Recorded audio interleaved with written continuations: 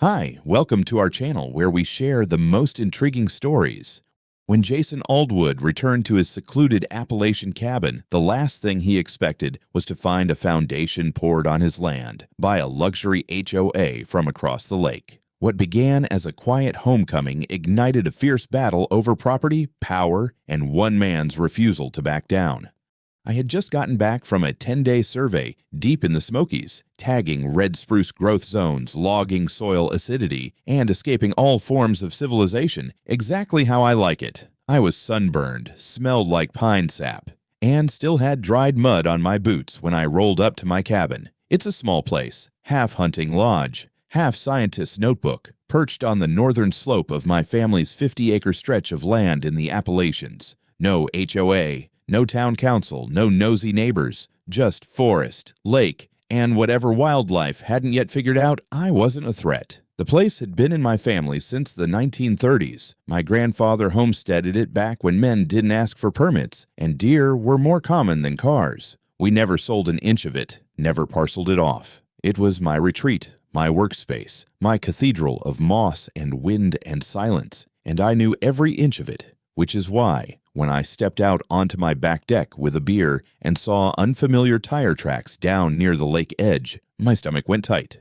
The trail wasn't made by my old truck or the game warden's ATV. These were clean, parallel, and recent. Fresh gravel had been laid over what used to be a narrow trail of compacted dirt. I squinted toward the shoreline and saw something that didn't belong, yellow plastic tape fluttering between two rebar poles. I couldn't read it from where I stood, but the colors were wrong, and the shape of the silhouette behind the trees told me this wasn't some hiker's detour. I dropped the beer can in the grass and started walking down, half a mile through switchbacks and thick brush, and by the time I reached the clearing, I was already sweating, not from the heat, but from the rising sense of what the hell is this? There it was. A full construction zone roped off with plastic tape that read Property of Whispering Pines, HOA. Two sawhorses held a laminated sheet of plans stapled down with contractor tape. A portable generator hummed beside a shipping container with temporary storage, HOA members only, stenciled on it. And near the waterline, barely 15 feet from where I'd planned to plant a new row of tulip poplars, was a concrete slab already poured for a foundation, 12 by 20 feet, and still curing. I stood there, frozen. For a moment, I genuinely thought maybe I was the one confused, that somehow, in some bizarre bureaucratic hiccup, my grandfather's land had been reassigned, zoned differently, or maybe this was just on the edge. I pulled out my phone and opened my GPS overlay app. Coordinates spot on. I had stood here 100 times before, cataloging rare mushrooms and checking runoff flow into the lake. Still stunned, I walked up to the laminated paper. A title caught my eye in bold font: Lakeside Summer Pavilion, Phase, Development, Whispering Pines HOA Recreation Committee. My heart dropped. I looked up again, past the clearing, toward the opposite side of the lake where a ring of oversized lake houses perched like vultures. Whispering Pines. I knew them. They had a private boat dock and a strict guest list, and threw wine mixers with parking valets and no music after 10 p.m. But they were on the far side of the lake, over 800 feet across open water and through the tree line. There was no legal way in hell that development should be crossing the water and setting up shop here. I turned on my heel and hiked straight back up to the cabin. Inside, I pulled out the thick leather-bound folder that held everything from my grandfather's handwritten surveys to modern satellite-verified tax maps. It took me 15 minutes to cross-reference everything: GPS overlays, parcel numbers, deed descriptions. I even called up the latest county GIS map and pulled it onto my laptop screen, just to triple-check. There was no doubt. Every inch of that poured foundation, every rebar pole, every generator hum and plastic sign was squarely on my property, not near it, not adjacent, not disputed, on my land. I stared at the HOA logo printed across the site plan like it was a gang tag sprayed on the wall of my living room. There was no record of easements, no notifications, no letters. They hadn't even had the decency to contact me.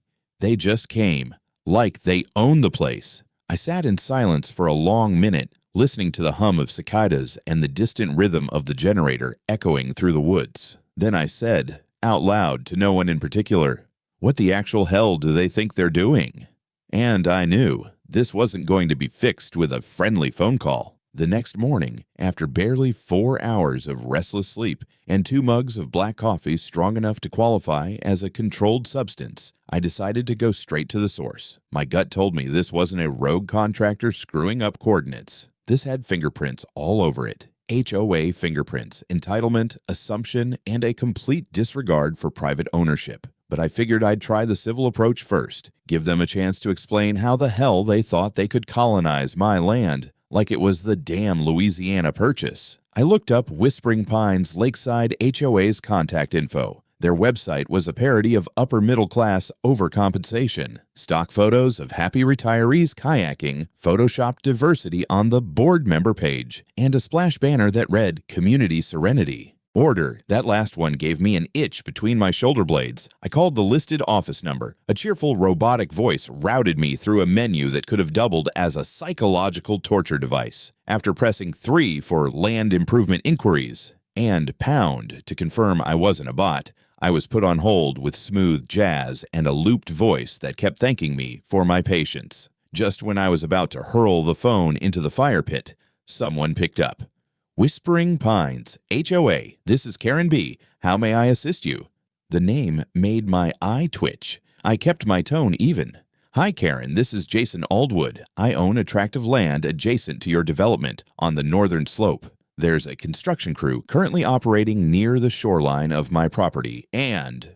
Oh yes, she interrupted, as if we were old friends catching up at a picnic. I'm so glad you called. We've been hoping to get in touch with the owner of that parcel. There's been quite a bit of confusion about the zoning down there, but everything's under control now. What confusion exactly? I asked. Because as far as I can tell, your crew is building a structure that sits entirely on my private land, and nobody contacted me before they did. There was a pause. Then Karen's voice shifted gears into that polished, condescending tone I've only ever heard from HOA board presidents and substitute teachers who think they're better than the parents. Mr. Aldwood, our records show that that section of shoreline has long been designated as a future expansion area for Whispering Pines seasonal recreation. It's a reserved green zone. I believe the original boundary lines may not have reflected that properly, but rest assured, we're working with updated maps from our planning committee. Your maps are wrong, I said flatly. I've got the county GIS overlay, the deed from 1937, a certified survey from last year, and GPS coordinates to prove it. That is my land. Another pause. I could almost hear her smile tightening. Well, I'm sorry you feel that way, but from our perspective, that area was never actively claimed or maintained, and our board acted in good faith under the belief that the space was unallocated. I let out a dry laugh. Unallocated? You think I have to put up a flag every 20 feet to prevent you people from pouring concrete on my dirt? This isn't the Wild West. Mr. Aldwood, she said, more curt now, if you believe a mistake has occurred, you are more than welcome to submit a formal boundary dispute claim with the county.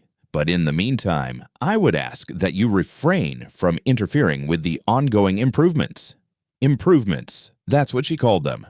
I'm going down there this afternoon, I said. And I expect that generator, that foundation, and every piece of tape marked with your HOA's name to be removed, or the sheriff will be the next one you hear from. Her response was a sugar-coated slap in the face. You're welcome to visit Mr. Aldwood, but please be advised that interfering with a permitted site may constitute trespassing under HOA codes. Good day. Click. The rest of the day I spent preparing. I printed my documents, laminated the survey overlay, highlighted the GPS data, and stapled it to a plywood board. I made a duplicate for good measure. I strapped on my boots, locked up the cabin, and hiked back down to the site just before sunset. This time, there were more people. 2 guys in HOA branded polos talking with a man in a hard hat and a woman in pressed khakis with a clipboard. She saw me coming and immediately flagged someone down on a radio. Seconds later, Karen appeared. She looked like she stepped out of a yacht catalog. White windbreaker, designer sunglasses, expression like she just smelled mildew. Her blonde bob was cut with surgical precision, and her smile had the warmth of a winter windshield. Mr. Aldwood, she said brightly, how lovely to meet you in person. I was just about to send someone to invite you to the groundbreaking ceremony tomorrow. You've got a better shot of hosting a luau on the surface of Mars than building anything here, I replied, slapping the laminated documents into her hands. This is my land. Yours stops 800 feet that way across the water. Everything here is illegal. She barely glanced at the papers. With all due respect, your family's records may be outdated. Our board consulted our legal advisors and concluded this parcel is eligible for recreational development. You'll find it's in the best interest of the community.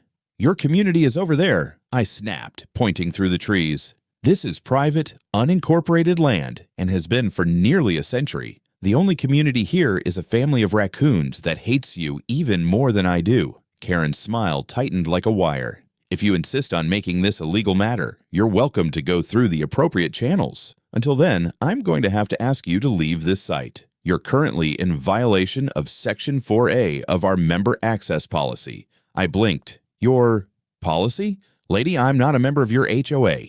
You have no jurisdiction here. You are on our project site, she said coolly.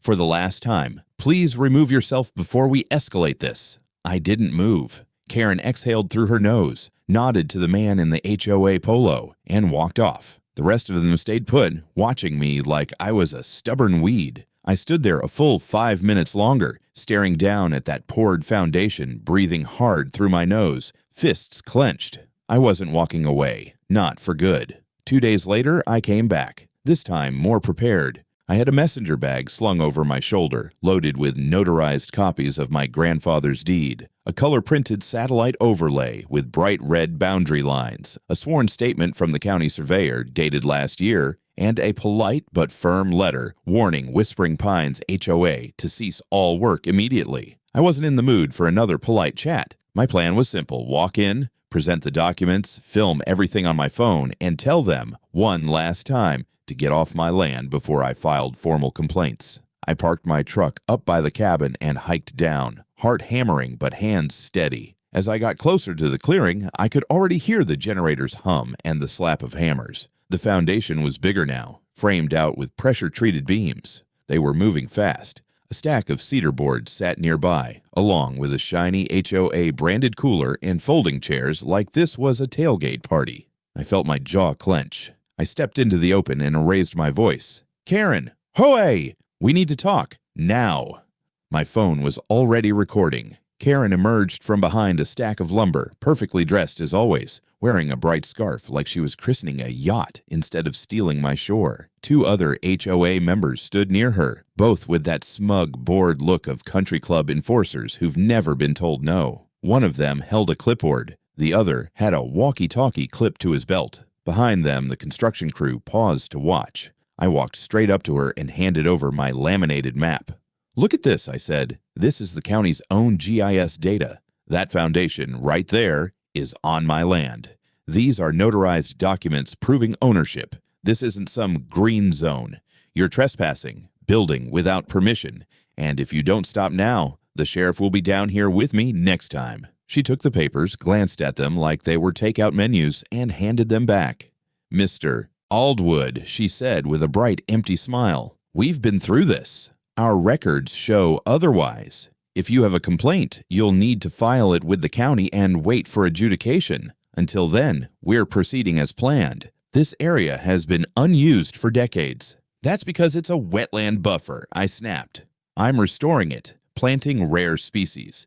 You're already destroying habitat. This isn't a misunderstanding anymore. You're vandalizing my property. Her expression hardened, smile vanishing like a light switch flipped off. I suggest you step back and calm down, Mr. Aldwood. You're making a scene. I'm not stepping back, I said. I live here. This is my land. And you're going to tear out that foundation, or I'll... A voice cut me off from behind. Hey, step away from my wife. I turned. A tall, broad man in a faded navy t-shirt and mirrored sunglasses was walking toward me from the tree line. He moved like someone used to barking orders on a deck, jaw tight, hands flexing. Karen's husband, no doubt. I remembered reading his name once on a local fishing permit application, Greg Bennington. I'm not your anything, I said, but my stomach dropped. This was about to go sideways. He stopped a foot away, squared his shoulders, and said, You're trespassing on private property. This is a sanctioned HOA project. You've been warned. "Leave now." I held up the documents. "This is my property. You're the trespassers. Touch me." And that's when he hit me. It wasn't a shove. It was a full palm heel strike to the chest that knocked the air out of my lungs and sent me stumbling back into the gravel. My phone flew from my hand, still recording as it hit the dirt. Before I could suck in a breath, he was on me. One knee in my ribs, a fist cocked back. The smell of sweat, diesel, and cedar boards filled my nose as his weight crushed down. "You don't get to threaten my wife," he snarled, and then the fist came down. Once, twice. Pain exploded across my cheekbone, my jaw.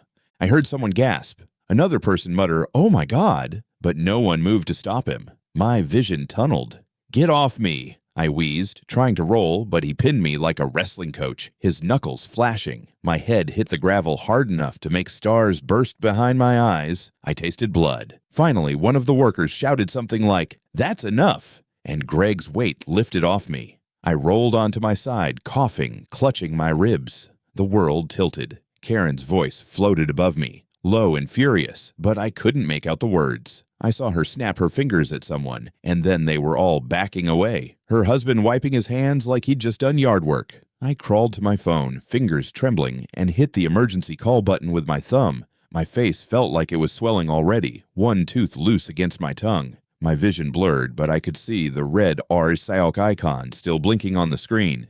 Good. It was all there. By the time an ambulance crew loaded me onto a stretcher an hour later, the construction site looked exactly the same. Generator humming, cedar stacked, HOA tape fluttering in the breeze. Only difference was the blood in the gravel and my boot prints leading away. I woke up in a hospital bed with dried blood on my collar and a pain in my ribs that felt like someone had shoved a fence post between them. The nurse told me I had a mild concussion, 2 cracked ribs, and a molar that might need to come out if it didn't stabilize. "You're lucky," she said. "Could have been worse if they hadn't pulled him off you." I didn't feel lucky. I felt humiliated, angry, and most of all, done playing nice. The moment they discharged me, I called Hank Boswell, my attorney, fishing buddy, and one of the few men in eastern Tennessee who could quote both property law and John Prine lyrics without blinking. I didn't need pleasantries. I needed war. "What happened?" he asked, half asleep. I told him every word. By the end of the call, he was wide awake and already pacing. "Jesus. All right. First thing, get me that footage and find out if the sheriff's office filed a report. Second, we're filing a restraining order on that man. Third, we need to lock this down fast before they try to shift blame." While Hank got to work, I got to documenting. First, I uploaded the full footage from my phone. Even with the shakiness and the impact blur, it caught the essential pieces. Karen dismissing my claims, me showing her the deed, Greg marching in, and the assault itself. Every word, every hit, every bystander just standing there like it was a HOA picnic brawl. Then I went home and dug into my own records. I scanned and uploaded every document from the past decade: land surveys, GPS overlays, property tax payments, state forest restoration permits. I wrote out a detailed timeline of events and cross-checked all construction dates with drone satellite imagery, just in case. The goal was simple: bury them in proof. Next step, surveillance. I wasn't about to let these people creep further into my land while I licked my wounds. I pulled my spare drone out of the work shed, a quiet little Phantom model I usually used for mapping tree coverage, and set it up with a rotating loop over the lakeside site. I programmed it to ping me anytime motion was detected inside a 200-foot perimeter, day or night. I also installed 2 solar trail cameras, one on the approach path through the trees, another hidden in the ridge overlooking the foundation. Motion triggered, infrared, silent. They weren't just stealing land now. They'd assaulted a landowner, and they were still building. The next day, the footage started rolling in. First, a close-up of HOA members setting up patio furniture near the half-framed structure, chatting like it was their weekend lake house. Then, 2 workers removing what remained of the survey markers I'd placed last spring. One of them actually pulled my handmade "No Trespassing on Private Land" sign out of the ground, broke it in half, and tossed it into a bin like trash. I nearly punched a hole in my kitchen cabinet watching it. I sent everything to Hank. "This is gold," he texted back. "Also illegal as hell. Good." But it got better. That night, the drone caught Karen walking the site with a flashlight and clipboard, pointing to areas in the dirt like a general planning a siege. At one point, she clearly said, "We'll remove these trees tomorrow. HOA doesn't need shade. We need views." Her voice, crisp and confident, cut through the night like a gunshot. Then Greg appeared behind her, holding a shovel, saying, "If that hick comes back again, he'll get worse."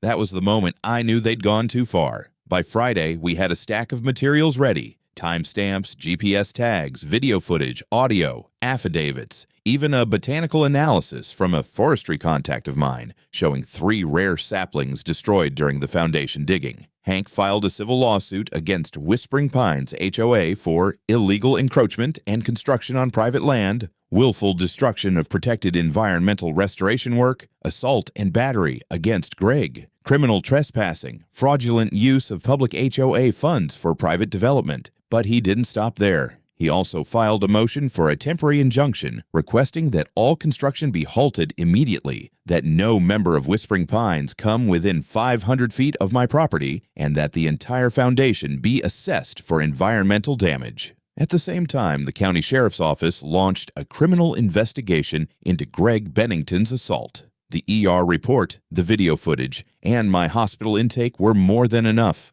A warrant was issued. He was picked up that same night. The news hit fast. A local journalist from the county paper caught wind of the assault charge and called me for comment. I gave her everything: footage, maps, even a picture of my bruised face. The headline on Sunday read, "Landowner assaulted over HOA land grab. Whispering Pines accused of illegal construction and fraud." By Monday morning, half the county knew, and finally, they stopped building. The next week was a whirlwind of depositions, public reactions, and slow-boiling revelations. For once, I wasn't the one chasing proof. It came to me. Emails, voicemails, paper trails, like rot surfacing from beneath the floorboards of a rotting house. Hank was like a man possessed. "They've overplayed their hand," he kept saying, "and we're going to peel it all back, layer by corrupt layer." First came the county permit office. After our injunction was approved and the court froze all construction, Hank demanded copies of every permit Whispering Pines had ever filed in the past 2 years. What came back was a disaster in slow motion. Karen had filed for a temporary recreational structure under the name Marissa Taylor, a person who didn't exist in the HOA roster, the county, or reality. She listed the mailing address as a P.O. box in another county and claimed the property was owned in common by HOA membership, verified by board vote. There was no vote. Second, the drone footage kept paying dividends. We had clips of Karen instructing contractors to ignore any interference from the so-called landowner. And at one point, during a heated phone call caught by a camera mic, she snapped, "That idiot's not going to stop us. The county doesn't care. The HOA owns the lakefront. We just haven't formalized it yet." Hank flagged that line and sent it to a friend at the Tennessee Department of Environmental Conservation. Turns out, formalizing lakefront jurisdiction required not just a vote, but also ecological impact assessments and permits from both state and federal water management authorities, none of which had been even remotely started. That alone could shut down Whispering Pines' entire boat club, let alone their illegal expansion. But the pièce de résistance came from one of their own. An anonymous email dropped into Hank's inbox late one night. The subject line was, "You didn't hear this from me." Attached was a PDF labeled HOA Boundaries, revised draft PDF. What we found inside blew the whole thing wide open. It was a digital version of Whispering Pines' HOA zoning map, but with visible layer edits made in a PDF editor. Someone had manually extended the HOA boundary line across the lake, slicing right through my property and wrapping around it like a lasso. The metadata on the file showed the author, K. Bennington. The timestamp? A week before construction began. There it was. Intent. Malicious, premeditated, undeniable. We didn't sit on it. Hank forwarded it to the judge handling the injunction case. Within 48 hours, a court order was issued compelling Karen to testify under oath and turn over all HOA internal communications regarding the lakefront expansion. Karen tried to delay, of course, claimed medical issues, claimed confusion, claimed her husband's arrest had emotionally compromised her. The judge didn't care. She was forced to appear. I sat in the back of the hearing room that morning, my ribs still aching and a dull throb behind my right eye, as Karen took the stand. She looked smaller than usual, less inflated by her usual smugness, but still clinging to that frost-bitten arrogance she wore like perfume. Under questioning, she admitted, "She never contacted me before building. She knew I was the legal owner of the parcel. She believed the land was abandoned and subject to adverse claim. She used HOA funds without holding a formal member vote. She filed permit paperwork under a fake name. She edited the zoning map to reflect what should be true." Gasps rolled through the courtroom. It wasn't a Perry Mason moment. It was better. It was the raw, sloppy truth finally cracking through her polished HOA exterior, and then came the knockout punch. Hank presented the invoice trail. Karen had paid the construction crew using the HOA's reserve fund, earmarked for emergency dock repairs. Every receipt bore her signature. Everyone had been approved by no one but her. The courtroom went dead silent. The judge turned to Karen, deadpan. "Do you understand the severity of what you've admitted?" Karen didn't answer. It didn't matter. The court found sufficient evidence of HOA misconduct, fraud, and intentional trespassing to escalate the case to full civil trial. The temporary injunction was made permanent. Karen was stripped of her title as HOA president by an emergency member vote called within hours of the hearing. Greg, still behind bars, had his bail revoked after threatening Hank's office over the phone. I walked out of that courthouse to the cool scent of pine, an early autumn breeze catching the edge of my flannel sleeve. It wasn't over, but it was beginning to turn. It wasn't long before the fallout began to spread beyond the courtroom. The story of the forged map, the assault, the faked permits, hell, even the lakefront itself, started catching attention outside our little patch of Appalachia. A local news outlet picked it up first, then a regional one. By the end of the week, a drone-shot photo of the illegal construction site was making rounds on social media under the hashtag HOA Hell House. I'd never intended to become a public symbol of property rights gone wrong, but here we were. Strangers emailed me tips. Former HOA members started talking. Hank couldn't keep up with the incoming statements. It was like Karen's arrogance had been holding back a flood of resentment, and now the dam had snapped. One email stood out. It came from a man named Douglas Parr, a retired accountant who'd once been HOA treasurer before resigning for ethical reasons. He offered to meet at a diner off Route 17, brought a flash drive, and looked over both shoulders before sitting down. "You need to see this," he said. Karen's been laundering project expenses through ghost accounts. That seasonal guest zone she was building? She booked it as 3 different line items in the HOA ledger: maintenance cabin, shoreline erosion buffer, and club member storage, all funneled through vendors tied to her cousin's contracting business. Hank verified it later. Parr had kept copies of everything. The cousin, it turned out, had no actual contracting license. We passed that info straight to the district attorney. Meanwhile, Karen wasn't taking her fall quietly. Through her attorney, she launched a counter-narrative that I had falsified the boundaries, that the deed was outdated, that the land was in dispute. She even had the audacity to file a restraining order against me, claiming I harassed her and caused emotional distress. Didn't stick. Hank shredded it in minutes. Between the notarized inheritance chain from my grandfather, the drone footage, the GPS-stamped survey overlays, and the judge's prior injunction, her move came off as desperate noise. But I wasn't just waiting around anymore. Using funds from a small inheritance, I hired an independent ecological surveyor. The man, Robert Clive, specialized in forest impact reports and restoration assessments. When he arrived on my land, he stopped dead at the site of the torn-up soil where rare Appalachian silver beech saplings had once grown. "These were endangered," he muttered. "This isn't just destruction. This could be felony-level ecological damage, if proven willful." We documented everything: the crushed root beds, chemical spills from generator fuel, even traces of concrete runoff seeping toward the lake. Clive compiled a full damage assessment report and submitted it to both the State Environmental Office and the U.S. Fish and Wildlife Service. Hank, grinning, added it to the civil suit with an expanded claim for environmental destruction. Then came the HOA's emergency town hall. It was a last-ditch PR stunt held at the Whispering Pines boathouse. Karen, still clinging to control like a barnacle on a sinking hull, stood before 50 or so residents and tried to spin the narrative. We were trying to improve the community. This is a smear campaign. Jason has always been antagonistic to our shared lake values. That's when one of their own, a woman named Linda Hargrove, stood up with a folded printout and yelled, "Then explain this." She held up the forged map, the same one Hank had entered into evidence. Gasps, murmurs, cell phones raised. Then Linda dropped the kicker. "I requested this map last year for a tax exemption filing. It didn't have that extra parcel marked then.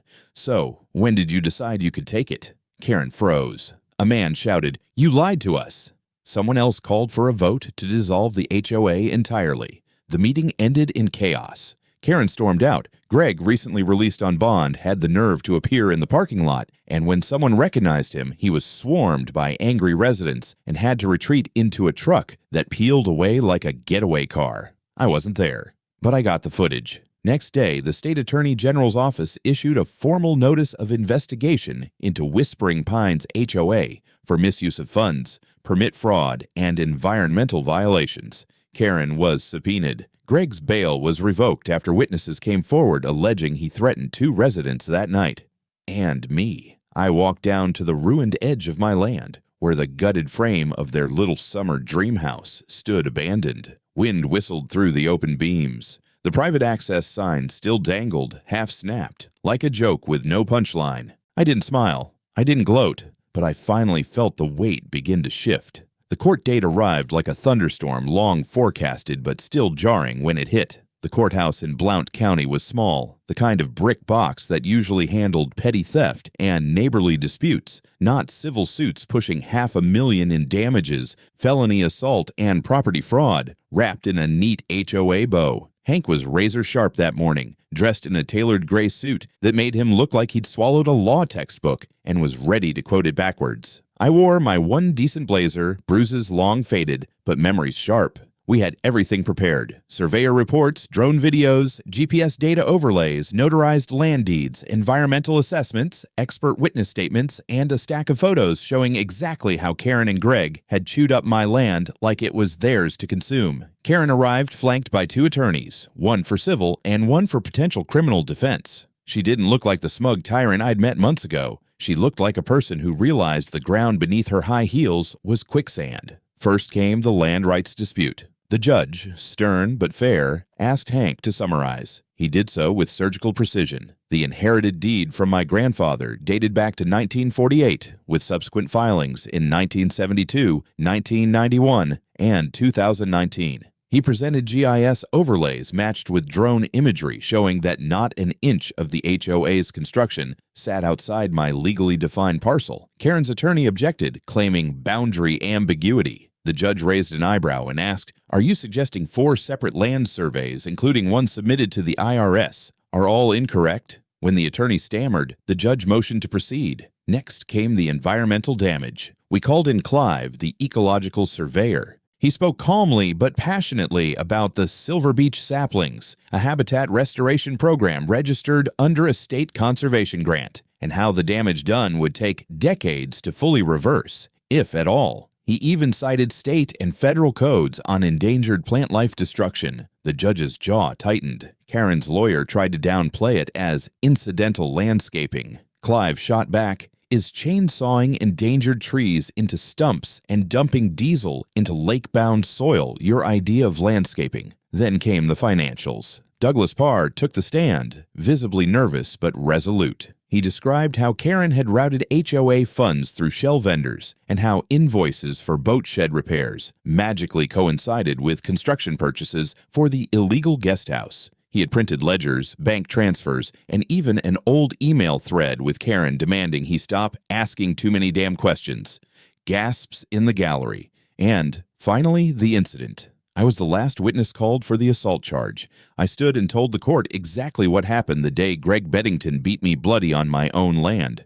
My voice didn't shake. I had the photos, the hospital report, the statement from the urgent care nurse who asked me, "Did you get hit by a truck or a man?" But the real blow came from the drone footage. Hank had spliced a video segment of Greg lurking behind a truck, moments before the confrontation, stretching his neck, cracking his knuckles. Then came the fight. The blow. My body on the ground, Karen standing nearby, not stopping it, just watching. The courtroom was silent. Then Hank played the audio overlay. HOA members laughing, someone saying, "Told you he'd snap." One voice muttered, "Karen said to get rid of him." Karen's face went white. When it was their turn, Karen's defense tried character assassination. They called me aggressive, confrontational, even a so-called tree scientist with anti-HOA paranoia. They suggested I had manufactured the conflict for a payout, but their evidence was thin and their tone desperate. Then a surprise. The judge recessed for lunch, and when we returned, the district attorney's office had filed an additional motion to open a criminal case against Karen for fraudulent land use, forgery of documents, and environmental violations. The courtroom spun. Her lawyers panicked. By the end of the day, the judge granted a preliminary judgment. The entire construction was ruled illegal. The structure was to be torn down within 30 days. HOA funds were frozen pending further audit. Greg was taken into custody for violating bail terms after new witnesses from the HOA town hall testified he'd made threats. And Karen, the judge looked her square in the eye. "You have shown an egregious abuse of trust, power, and process. You will face civil and likely criminal consequences." And just like that, the real storm began. The demolition crews showed up 2 weeks after the judgment. Not the kind hired by Karen's HOA. These were court-appointed, state-backed, and indifferent to whining boat club elites. They came with excavators, flatbeds, and a sheriff's escort just in case someone tried to chain themselves to the porch swing.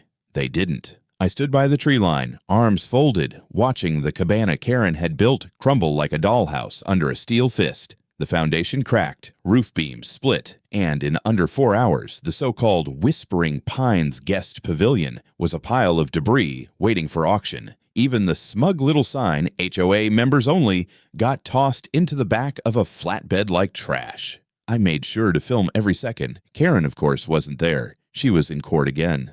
Her charges had stacked. Falsification of public documents, trespassing, environmental destruction, misappropriation of funds, and attempted tax fraud. Greg had already taken a plea deal, 18 months in county jail, plus mandatory anger management and a public apology. He wouldn't look me in the eye when he signed the statement. The HOA itself didn't survive the fallout. Members voted, under pressure from county auditors, to disband Whispering Pines Lakeside. Turns out, half of them had no clue where their dues were going. The rest were terrified of being dragged into civil suits. The HOA's charter was officially dissolved by court order. Its assets were liquidated, and every cent of the court-ordered $410,000 restitution was wired directly to me. Most of it went into repairs, replanting, and rebuilding the shoreline ecosystem that Karen had bulldozed for her illegal dream. I brought in conservationists, built new drainage to protect the saplings, and hired a small crew to help install a new dock. Modest, but mine. A local newspaper ran a story about the case, complete with before and after drone photos and a quote from the judge. It made regional news for a week. Some called me the man who beat the HOA. Others just thanked me for standing up when no one else would. I wasn't looking for a legacy. I just wanted my land back. I had one last thing to do. Took me a few days to find the right stone, flat, sturdy, local granite. I carved the words myself, using an old chisel my grandfather left behind in the shed. Property of Jason Oldwood. Here lies entitlement, and beside it, her husband. I placed the stone right where the cabana once stood, by the water's edge. No gate, no guard, just peace. I sat down by the lake that night, a beer in hand, and for the first time in months, listened to the quiet. No hammers, no generators, no HOA, just trees growing back 1 inch at a time.